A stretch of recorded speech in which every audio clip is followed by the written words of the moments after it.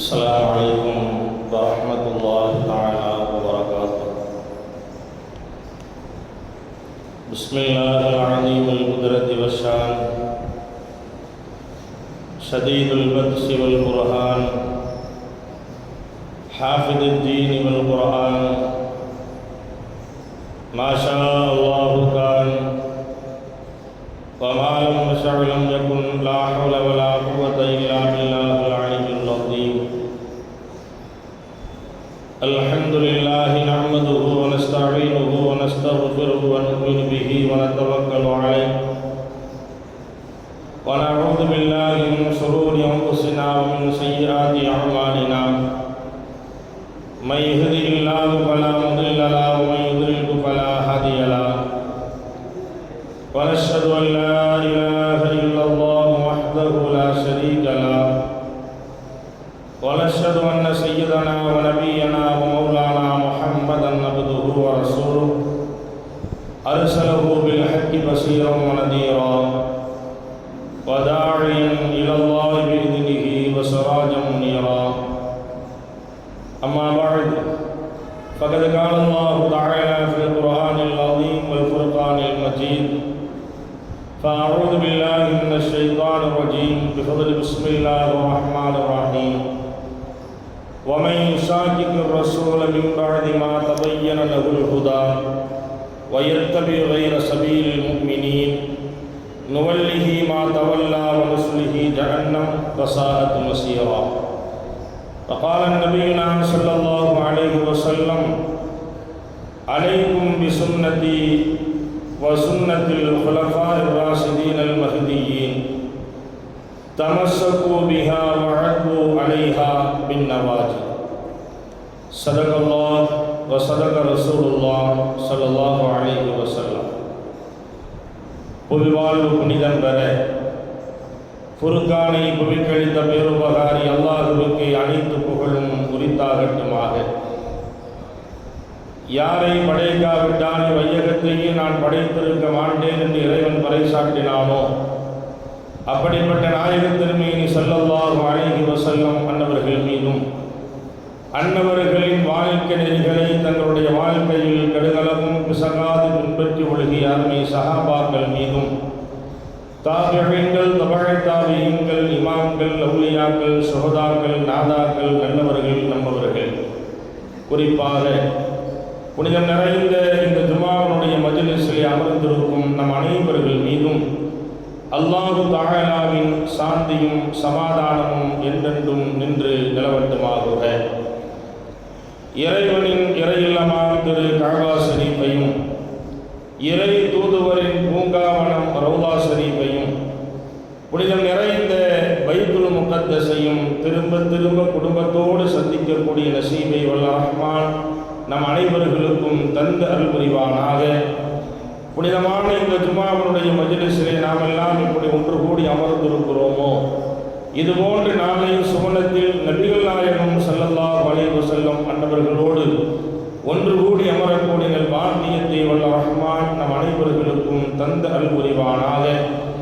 எந்த கலிமாவை ஏற்று இந்த உலகத்திலே நாம் நம்முடைய வாழ்க்கையை நடாத்தி கொண்டிருக்கிறோமோ, அக்கலிமாவின் பிரகாரம் வாழ்ந்து மரணிக்கக்கூடிய வேளையில் லா இலாஹ இல்லல்லாஹ் முஹம்மதுர் ரசூலுல்லாஹ் என்ற கலிமாவை மொழிந்த நிலையில் மரணிக்கக்கூடிய நல்ல நசீபை வல்ல ரஹ்மான் நம் அனைவர்களுக்கும் தந்த அருள் புரிவானாக என்ற துஆவோடு இந்த ஜுமாவுடைய பிரசங்கத்தை நான் துவக்கம் செய்கிறேன். கண்ணியத்திற்கும் மரியாதைக்கும் உரிய அல்லாஹுவின் நல்லடியார்களே, அருமை இஸ்லாமிய பெரியார்களே, அல்லாஹ்வுடைய மகத்தான கிருபையால் புனிதமான மார்க்கத்திலே நாமெல்லாம் வாழ்ந்து கொண்டிருக்கிறோம். பொதுவாகவே இன்றைக்கு நாட்டில் பல்வேறு நாட்களை, விஷயங்களை விழாவாக கொண்டாடப்பட்டு வருவதை நாம் பார்க்கிறோம். ஏதாவது சில நாட்கள் தேதிகளை குறிப்பிட்டு இது இதற்குண்டான நாள் என்று அடையாளப்படுத்தி நாட்டினுடைய பல்வேறு பகுதிகளில் அது ஒரு விழாவாக எடுக்கப்பட்டு வருகிறது. அந்த அடிப்படையில் தான் ஜனவரி 12ஆம் தேதி வரக்கூடிய அந்த 12ஆம் தேதி இளைஞர்களுக்குண்டான எழுச்சி நாளாக, இளைஞர்களுடைய வழிகாட்டு நாளாக அந்த நாள் நாட்டினுடைய பல்வேறு பகுதிகளில் அடையாளப்படுத்தப்பட்டிருக்கிறது. பொதுவாகவே இதை குறித்து மார்க்கம் சொல்லுகிற பாடம் என்ன? இளைஞர்களுடைய அந்த இளமை பருவம் என்பது எவ்வளவு ஒரு பக்குவமான பருவம். இறைவன் கொடுத்த ஞானத்துகளில், அருள் கொடைகளில் இளமை பருவம் என்பது ஒரு மகத்தான இடத்தை பிடித்திருக்கிறது. இளமை பருவம் என்பது ஒரு மகத்தான இடத்தை அது பிடித்திருக்கிறது. குழந்தை பருவத்திற்கும் அதே போன்று முதிர்ந்த பருவத்திற்கும் இடைப்பட்ட காலம் இளமை காலம்.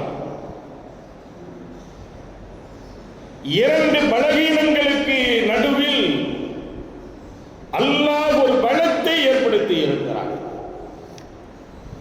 இரண்டு பலவீனங்களுக்கு மத்தியில் அல்லாஹ் ஒரு பலமான வாழ்வை வைத்திருக்கிறார். குழந்தை பருவம் என்பது கொஞ்சம் பலகீனமான பருவம். எல்லாம் அந்த குழந்தைகளால் செய்துவிட முடியாது.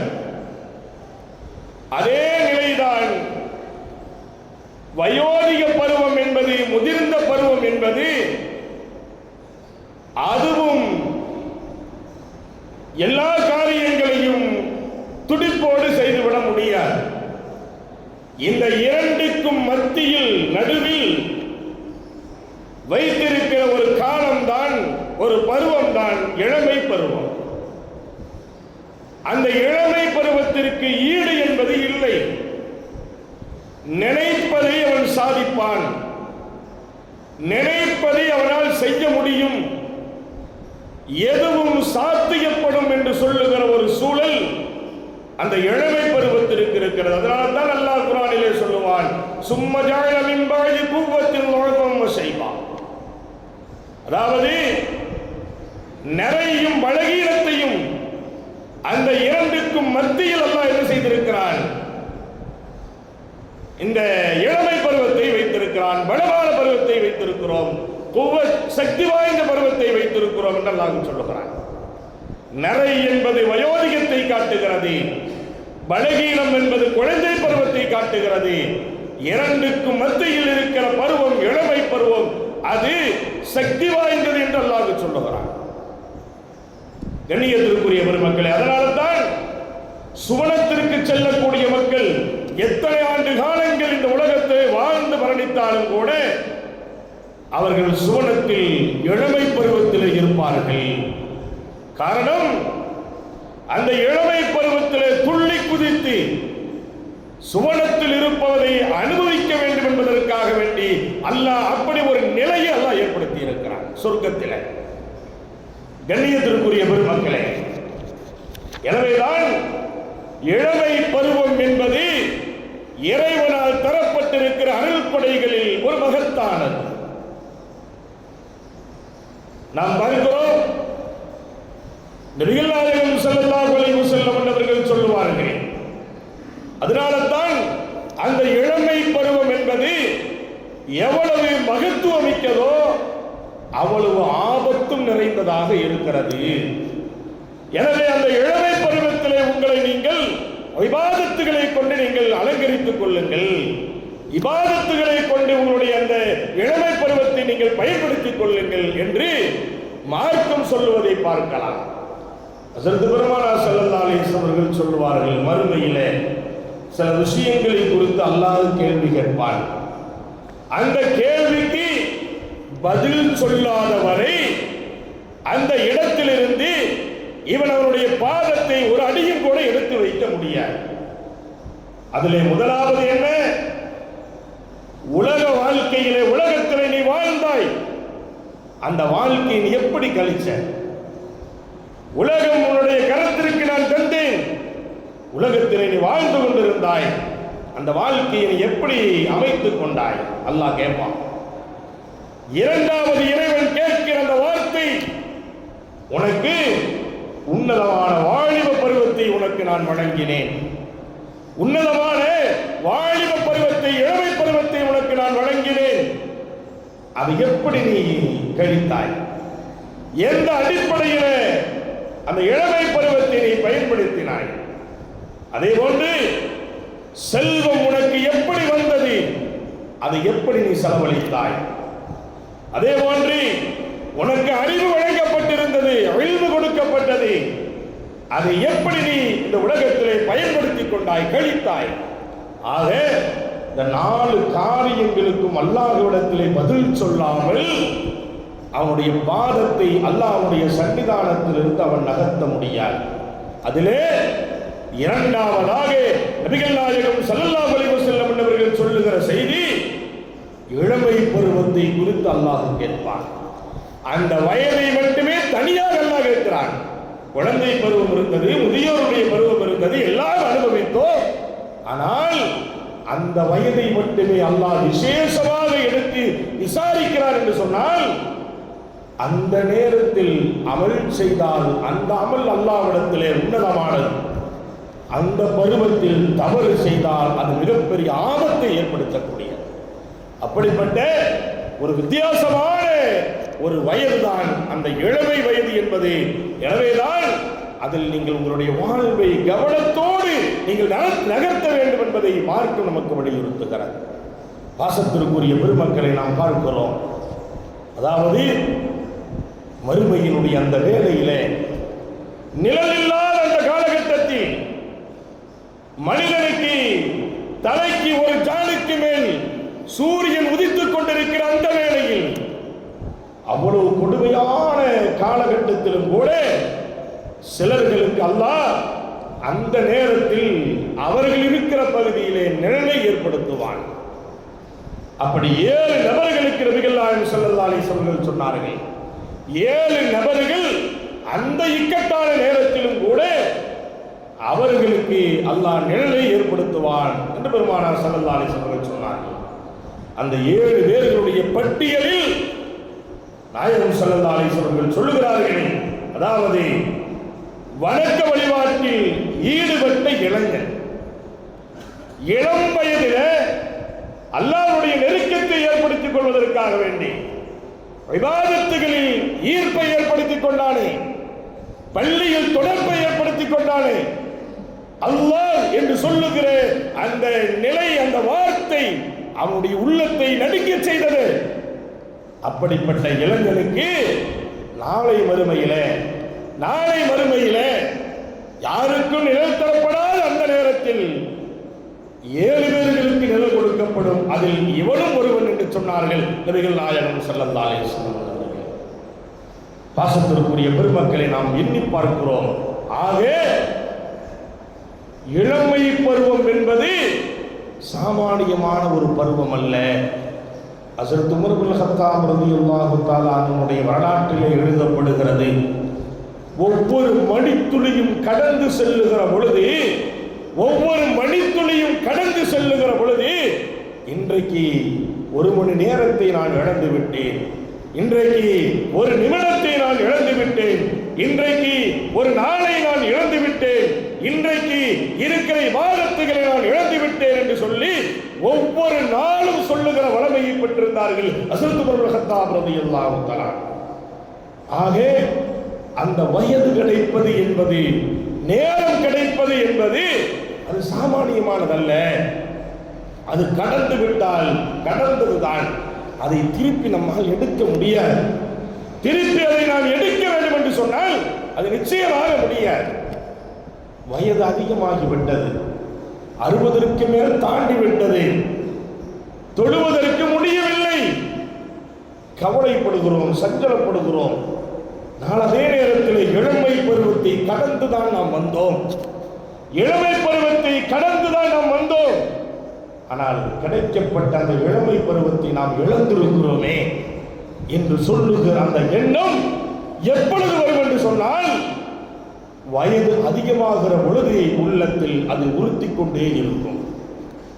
நாம் பார்க்கிறோம், இளமை பருவத்தினுடைய அந்த காலகட்டத்தை ஒரு அசட்டையான முறையிலே, பொடுபோக்கான முறையிலே, விளையாட்டுத்தன்மையாக நாம் கழித்ததனுடைய விளைவு இன்றைக்கு ஏதாவது செய்யலாம் என்று முனைகிறோம், நம்மால் செய்ய முடியவில்லை. இளமை பருவத்தில் செய்ய முடியும், செய்யவில்லை.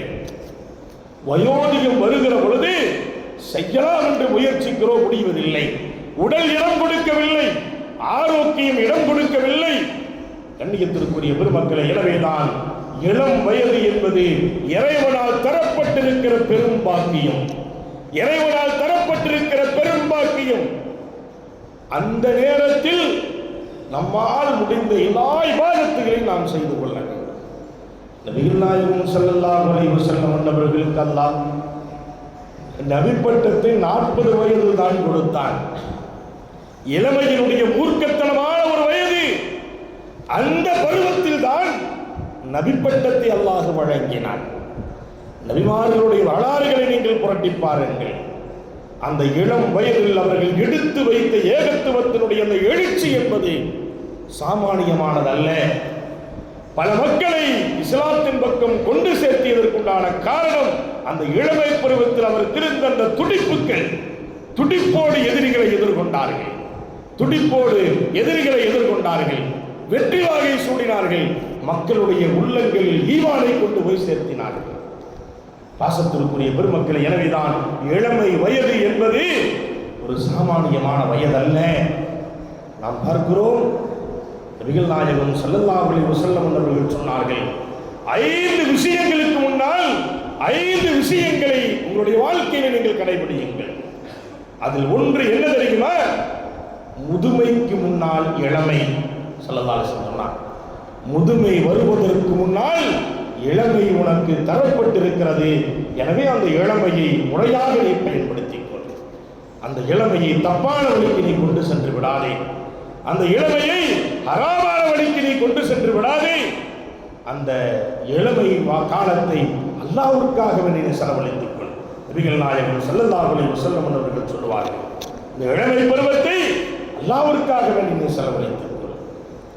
கண்ணியத்திற்குரிய பெருமக்களே, பொதுவாகவே இளமை பருவத்தில் அதிகமாக நபிகள் நாயகம் ஸல்லல்லாஹு அலைஹி வஸல்லம் அவர்கள் சொல்லி தந்திருக்கிற, காட்டி தந்திருக்கிற சுன்னத்தான வழிமுறைகளை நாம் பின்பற்ற வேண்டும். இத்திபாஉ சுன்னா, பெருமானாருடைய அந்த சுன்னத்தை நம்ம என்ன செய்யணும்? பின்பற்றணும். ஏதாவது ஒரு சுன்னத்தை எடுத்து நடந்தாலும் கூட நம்முடைய வாழ்க்கை அல்லாஹ் சரியாக்கி விடுவான். நம்முடைய வாழ்க்கை அல்லாஹ் சரிவாக்கி விடுவான். சஹாபாக்களுடைய வரலாறுகளை நீங்கள் புரட்டி பாருங்கள். புரட்டி பார்த்தால் நமக்கு தெரியும். ஹஸரத் ஸஹல் ரலியல்லாஹு தஆலா ஒரு பிரபலமான ஒரு சஹாபி. அவங்க சட்டையில் இருக்கிற அதாவது மேல் பட்டன் இருக்குதா இல்லையா, அதை மட்டும் போட மாட்டாங்க. முன்னாடி மேல் பட்டனை போட மாட்டாங்க. நிறைய பேர் நம்ம அதை செய்வோம். அப்ப ஸஹல் ரலியல்லாஹு கேட்டாங்க, ஏங்க அதை நீங்க போட மாட்டீங்க அப்படின்னு கேட்டாங்க. நபி ஸல்லல்லாஹு அலைஹி வஸல்லம் அந்த பட்டனை கழட்டி விட்டுருந்தாங்க, அதனால என் வாழ்க்கையில நான் அதை பின்பற்றிட்டு இருக்கேன்னு சொன்னாங்க. ஸஹல் ரலியல்லாஹு தஆலா ரசூலுல்லாஹி ஸல்லல்லாஹு அலைஹி வஸல்லம் அந்த மேல் பகுதியிலே கழுத்துக்கு கீழே இருக்கிற முதல் பட்டு, ஏங்க நீ எல்லாம் போடுவாங்க, நீங்க போட மாட்டீங்க. ரசூலுல்லாஹ் போட நான் போடலப்பா, ரசூலுல்லாஹ் ஒரு நாள் போடாம இருக்கிறத பார்த்தேன், அதனால நான் போடுறது இல்லை. ஹஸரத் ஸஹல் ரலியல்லாஹு அவர்களுக்கு 30 வயது இருக்கும். அந்த பருவம், அந்த பருவத்தில் அருமை நபி ஸல்லல்லாஹு அலைஹி வஸல்லத்தினுடைய வாழ்க்கையை பின்பற்றுவதில் தெளிவாகவே இருந்தார்கள் ஹஸரத் ஸஹல் ரலியல்லாஹு தஆலா. அந்த பருவத்தில் ரசூலுல்லாஹ்வை பின்பற்றுறதுல அவங்களுக்கு இருந்த ஆர்வத்தை பாருங்களேன், எவ்வளவு ஆர்வத்தோடு அவர்கள் இருந்திருக்கிறார்கள். அதே போல வேறொரு சஹாபி ஹஸரத் அனஸ் ரலியல்லாஹு தஆலா, அனஸ் ரலியல்லாஹு அவங்களுக்கு இந்த சுரக்கா சாப்பிடுறோமா இல்லையா, சுரக்கா, அதை ரசூலுல்லாஹ் விரும்பி சாப்பிடுவாங்க. சுரக்காவை ரசூலுல்லாஹ் விரும்பி சாப்பிடுவாங்க. அப்போ ஆனா அனசுரதியில் அவங்களுக்கு சுரக்காய் என்ன செய்யாது, அவங்களுக்கு பிடிக்காது. சுரக்காய் அவங்களுக்கு பிடிக்காது. ஆனா பிடிக்காது என்பது உடன் இருக்கிற தோழர்களுக்கு தெரியும். ஆனால் சில நேரங்களில் அந்த சுரக்காக எடுத்து சாப்பிடுவார்கள். அப்ப கேட்பாங்களாமா, ஏங்க உங்களுக்கு சுரக்காய் பிடிக்காதுங்கிறது எல்லாருக்குமே தெரியுமே, ஆனா நீங்க சுரக்காய் சாப்பிடுறீங்களே. நான் உயிரினும் மேலாக மதிக்கிற கண்மணி ரசூலுல்லாஹி ஸல்லல்லாஹு அலைஹி வஸல்லம் அவங்களுக்கு பிடிக்குமே, அவங்களுக்கு பிடிக்கிறதுனால எனக்கு பிடிக்குது, அதனால முழுமையாக நான் ஒதுக்குவதில்லை. நபி அவர்கள் சாப்பிடுகிறார்கள், நானும் சாப்பிடுகிறேன். இளம் வயதில் ஹஸரத் அனஸ் ரலியல்லாஹு அவர்களுக்கு இருந்த அந்த வீர செயல், கண்ணியத்திற்குரிய பெருமக்களே, ரசூலுல்லாஹ் செய்றாங்க, எனக்கு செய்யும். ரசூலுல்லாஹ்க்கு பிடிக்கிறதுனால எனக்கு பிடிக்கும், அதுக்கு நான் மாற்றம் செய்ய மாட்டேன்.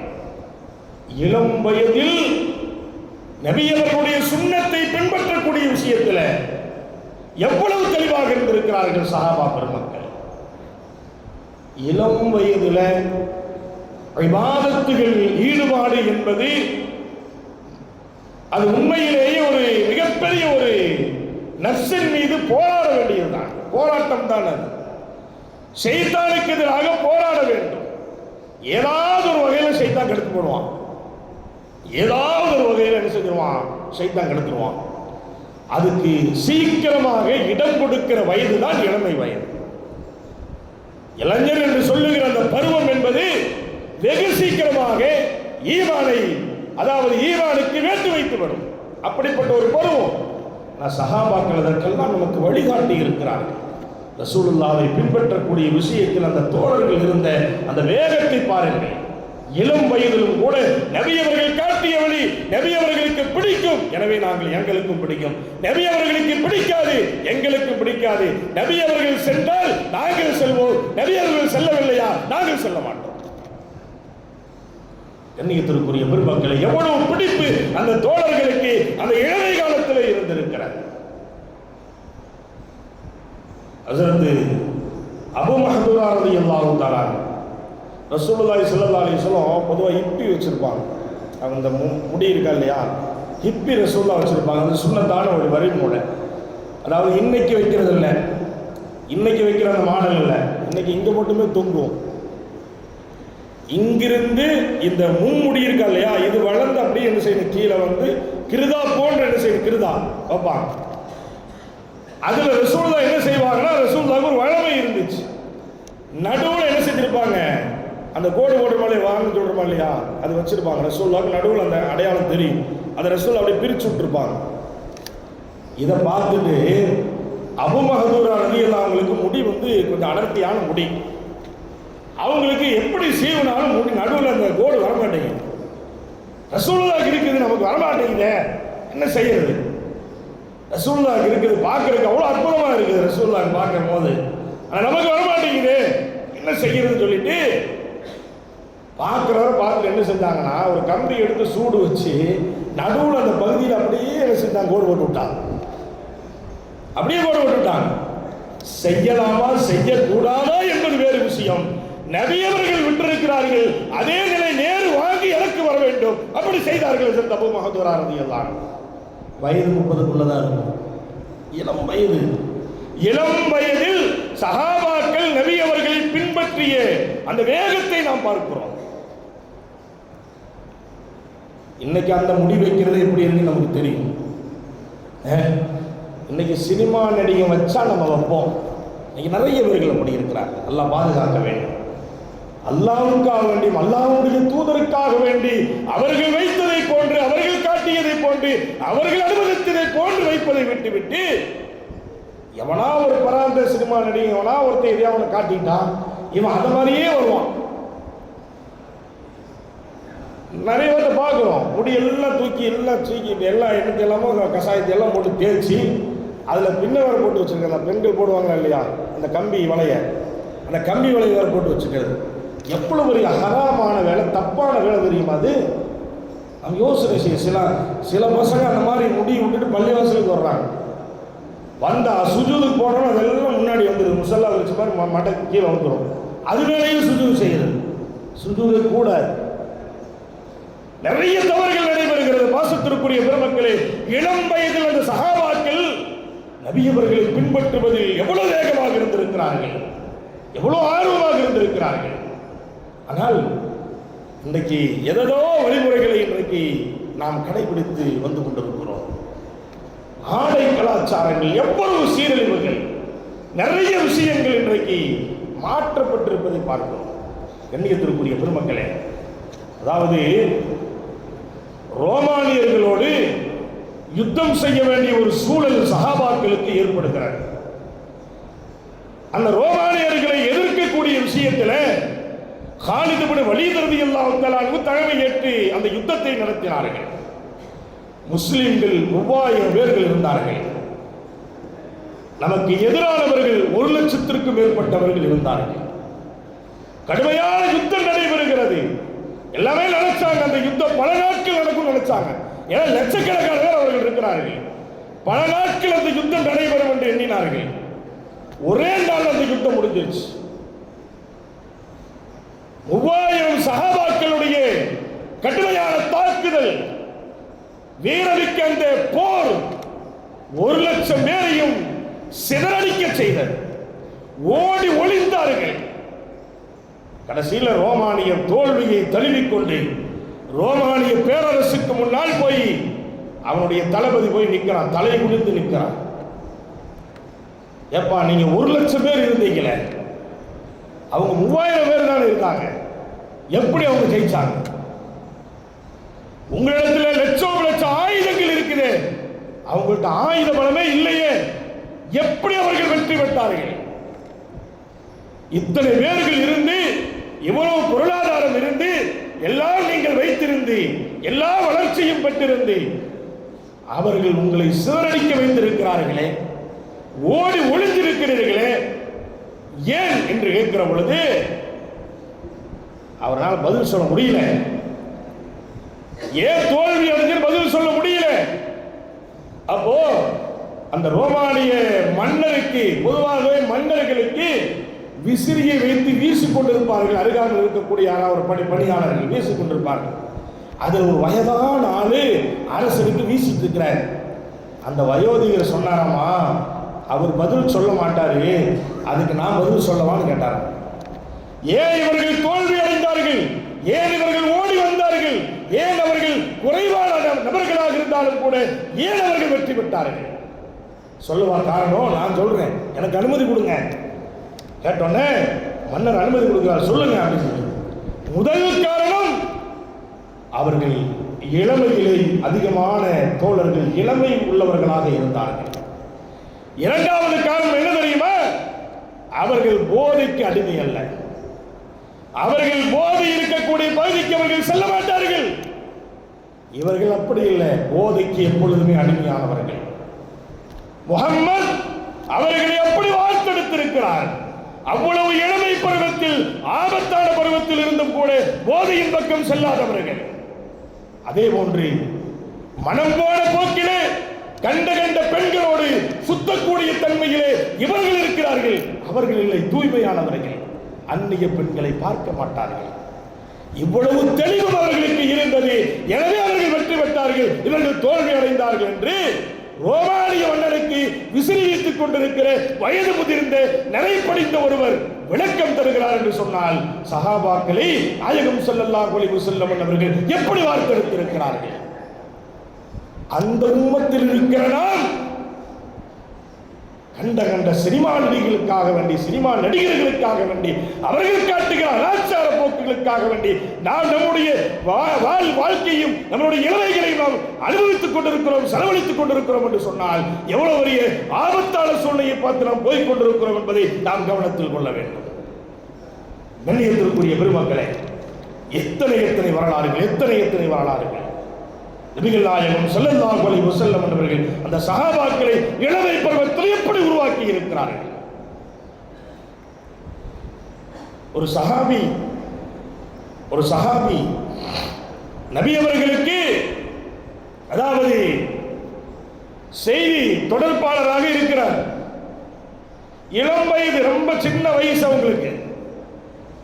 அந்த மாதிரி நேரத்தில் வீட்டிலிருந்து வெளியில் வர்றாரு.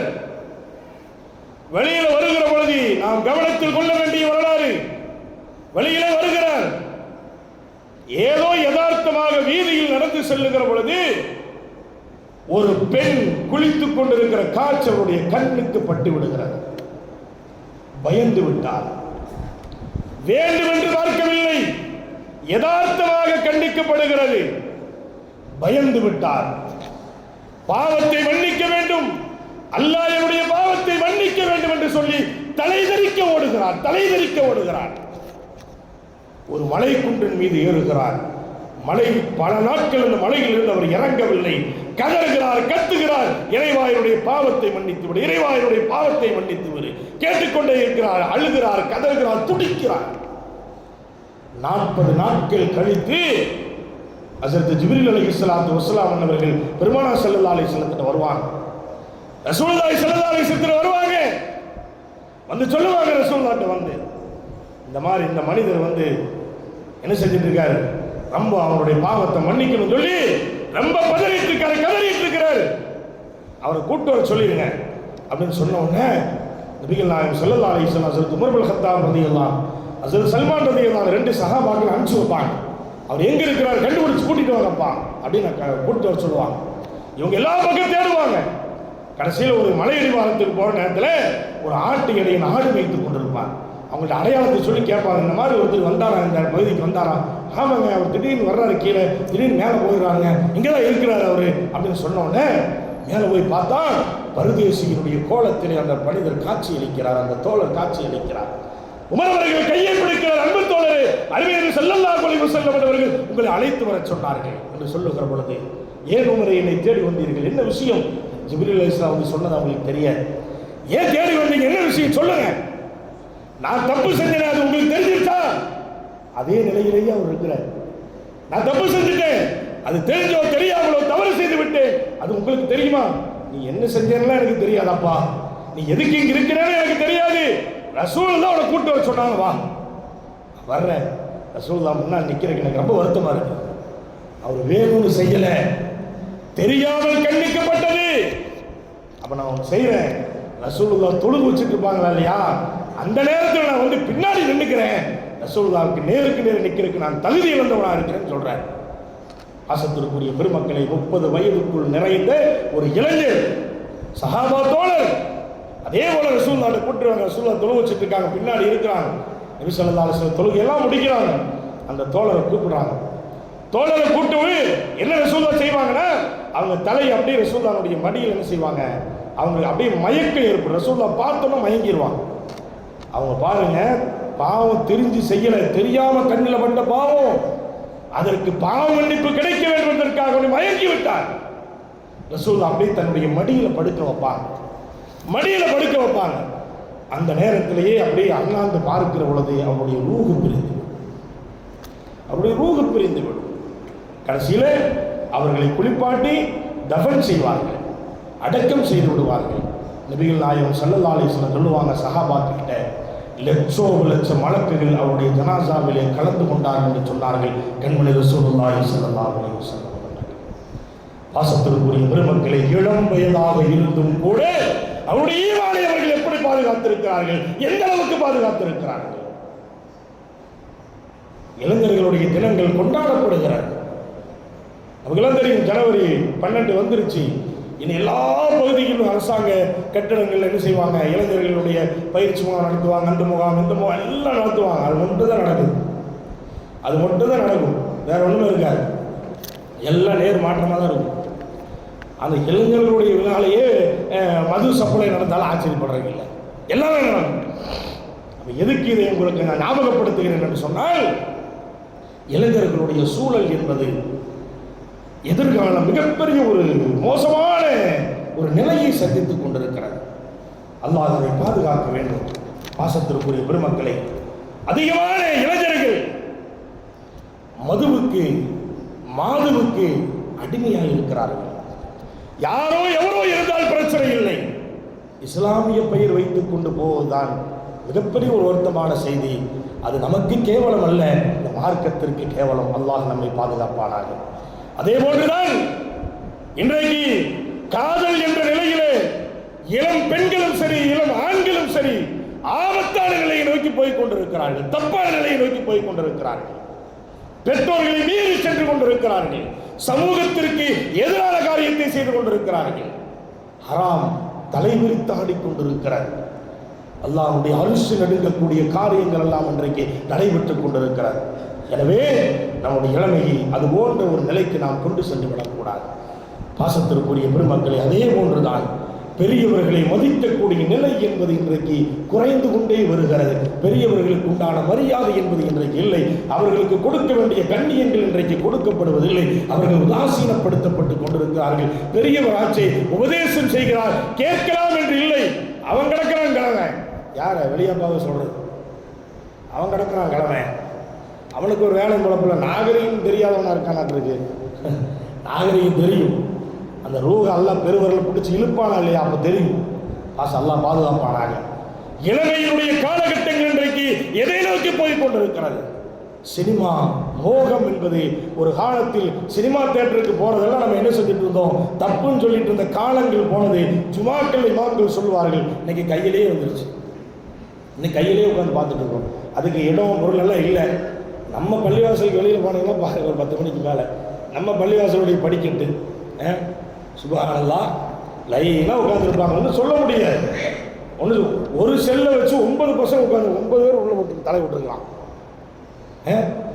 காலங்கள், அதாவது எதையும் அனுபவிக்கலாம், அது தவறான முறையில் அனுபவித்து விடக்கூடாது. அதுபோன்ற ஒரு சினிமா போகம் என்பது சினிமாக்காரர்களுடைய அந்த நாகரிகம் இன்றைக்கு மக்களிடத்தில் வந்துவிட்டது. ஆடைகள் அவன் போடுறான், இவன் போடுறான். இன்னைக்கு அவனுடைய ஆடைகள் அப்படி ஃபேண்ட் கீழே இறங்கிட்டே இருக்கு, சட்டை மேலே போயிட்டே இருக்கு. நிறைய பேர் தொழுகைக்கு அந்த மாதிரி ஃபேண்டுகளை போட்டு வரும். ஏதாவது பின்னாடி ஏமாந்து சுண்ண தொழுகைக்கு போய் நின்னோன்னு வச்சுக்கங்களேன், அவ்வளோதான். அந்த மாதிரி தொழுது எதையா பார்த்துட்டு வந்தோம்னா எல்லாம் நேரடியாக சொர்க்கத்துக்கு தந்துடுவான் நமக்கு. அதாவது சுஜூதுக்கு போயிட்டா சட்டை சின்னதாக இருக்குது, அது மேலே போயிடுது, ஃபேண்டு கீழே இறங்கிடுது. இரண்டுக்கு மத்தியில் எது மறைக்கப்பட வேண்டியமோ அது வெளியில் தெரியும். நிறைய பேர் அந்த மாதிரி தான் என்ன செஞ்சுட்டு இருக்கிறோம், ஆடைகள் அணியணும். அது மாதிரி போட்டாலும் கூட தொழிலுக்கு வருகிற பொழுது மாற்று வழி செய்யலாம், அல்லது ஆடைகள் விலகாமல் இருக்கிறதுக்கு உண்டான வேலையை செய்யலாம். நிறைய அந்த மாதிரி தொழுகக்கூடிய நேரங்களில் அது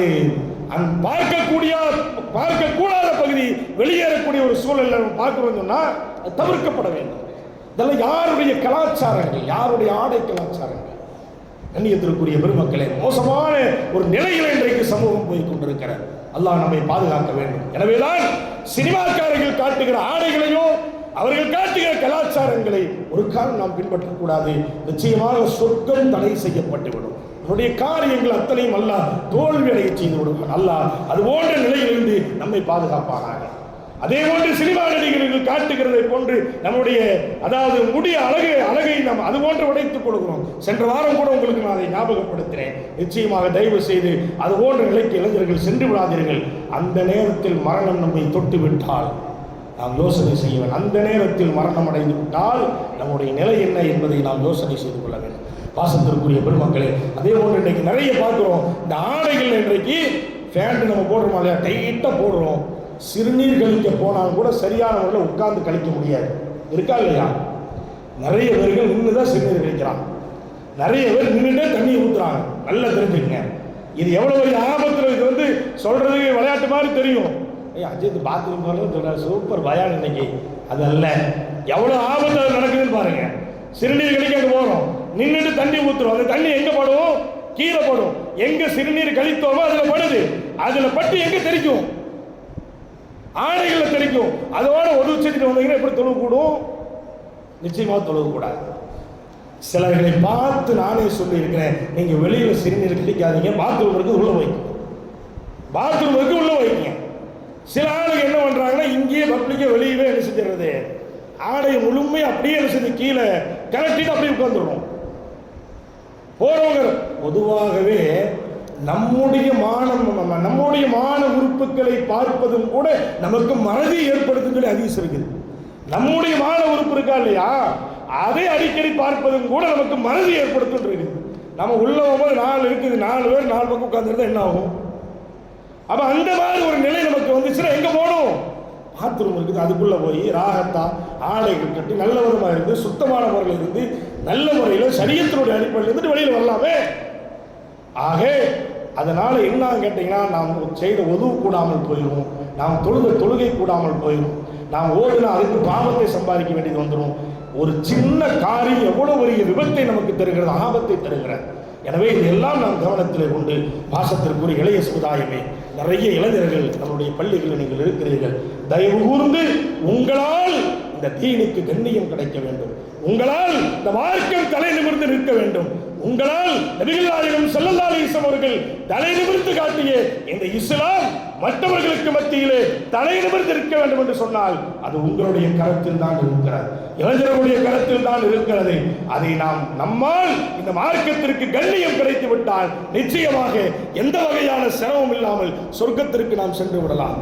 நம்மால் இந்த சமூகத்திற்கு அவபெயர் ஏற்பட்டு விட்டால் அது மிகப்பெரிய ஒரு ஆபத்தை உலகத்திலும் ஏற்படுத்திவிடும், மறுமையிலும் ஏற்படுத்திவிடும். அல்லாஹ் நம்மை பாதுகாப்பானாக. இளைஞர்களாக இருக்கிற நம்மை நாம் சரி செய்து கொண்டு தொழுகையின் மீது ஆர்வம் செலுத்துங்கள். இந்த பருவத்தில் பள்ளிக்கு வர்றது அல்லாஹ் விரும்புகிறான், இந்த பருவத்தில் பள்ளிக்கு வர்றது அல்லாஹ் விரும்புகிறான். இளைஞர்கள் தொழுதா அல்லாஹ் மலக்குகளை கூப்பிடுறான். பார், இளம் வயது, பாவம் செய்யக்கூடிய வயது, நஃப்ஸை பறக்க விடக்கூடிய வயது, எப்படி ஒரு தொழுதுட்டு இருக்கான் பார், என் உம்மத் தொழுதுட்டு இருக்கான் பார், சொர்க்கத்தில் செல்வதற்கு பெயரை பதிவு செய்யுங்கள் என்று அல்லாஹ் மலக்குகளை அழைத்து சொல்லுகிறான். அவ்வளவு அற்புதமான பருவம் இளைய பருவம் என்பது. அந்த பருவத்தில் பாவத்தின் பக்கம் நாம் போய்விடக்கூடாது. அல்லாஹ் நம்மை பாதுகாப்பானாக. ஒரு இளைஞன் வழி தவறிவிட்டால் அது நமக்கும் கேடு, நம்முடைய பெற்றோர்களுக்கும் கேடு, இந்த சமூகத்திற்கும் கேடு. ஒன்றும் இல்லைங்க, ஒன்றும் இல்லை. ஒரு 2 மாதத்துக்கு முன்னாடி ஒரு அம்மா அழுதாங்க. ஏன் அழுதாங்க தெரியுமா? ஒரே ஒரு பிள்ளை, அந்த பிள்ளைக்கு மாப்பிள்ளை வருது, பிள்ளை நல்லா இருக்குது, மாப்பிள்ளை வருது. ஆனால் பிள்ளையுடைய தம்பி தப்பான வழியில் இருக்கிறான், தப்பான குணம். யாரா நம்மளுக்கு நல்ல வேலையெல்லாம் செய்வாங்க, யாரா வந்தால் தனியாக போய் போட்டு விட்டு வந்துடுவாங்க.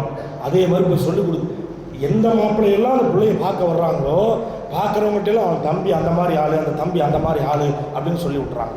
அந்த பிள்ளையோடு வந்தார்கள். அந்த பிள்ளையும் தாயும் கண்ணீர் வடித்தது என்பது இதே இங்கே இருந்து நடந்த வரலாறுகள். பாசத்திற்குரிய பெருமக்களே, எனவே தான் ஒரு இளைஞன் வழி தவறுவதால் எத்தனை பேர்களுக்கு பாதிப்புன்னு பாருங்கள், எத்தனை பேருக்கு பாதிப்பு. பெற்றவங்களுக்கு தலை காட்ட முடியாது, தன்னுடைய வீட்டில் இருக்கிற வயதான பிள்ளைகள் வெளியேற முடியாது, அவனுக்கும் பெண்ணு கிடைக்காது, எல்லாமே சமூகத்திற்கும் கெட்ட பேரு, எவ்வளவு ஆபத்துகள். எனவே பாசத்திற்குரிய அன்பு இளைஞர்களே, இந்த ஷரியத்தினுடைய வளர்ச்சி, இந்த மார்க்கத்தினுடைய எதிர்காலம் உங்களுடைய கருத்தில் தான் இருக்கிறது. அதை நாம் பற்றி பிடிக்க வேண்டும். நம்மால் இந்த மார்க்கம் தலை நிமிர்ந்து இருப்பதற்கு எல்லா வகையான செயல்களிலும் நாம் ஈடுபட்டு இபாதத்துகளில் நாம் ஈர்ப்பை ஏற்படுத்திக் கொள்ள வேண்டும். அல்லாஹ் சுப்ஹானஹு வ தஆலா அப்படிப்பட்ட நல்ல வாய்ப்பு, நல்ல நசீபும் அல்லாஹ் நம் அத்தனை பேர்களுக்கும் வழங்கி அருள் புரிவானாக. ஹயாத்து உள்ளவரை நம்முடைய ஆயுள் காலத்தை அல்லாஹ்வுக்காக வேண்டி செலவழிக்கிற நசீபை தருவானாக. ஆயுள் உள்ளவரை அந்த ஆரோக்கியத்தை அல்லாஹ்வுக்காக வேண்டி பயன்படுத்துகிற நல்ல தௌஃபீக்கை அல்லாஹ் நம் அத்தனை பேர்களுக்கு வழங்கி அருள் புரிவானாக. வஆஹிரு தஅவானா அனில் ஹம்துலில்லாஹி ரப்பில் ஆலமீன். அஸ்ஸலாமு அலைக்கும் வரஹ்மத்துல்லாஹி தஆலா வ பரகாத்துஹு.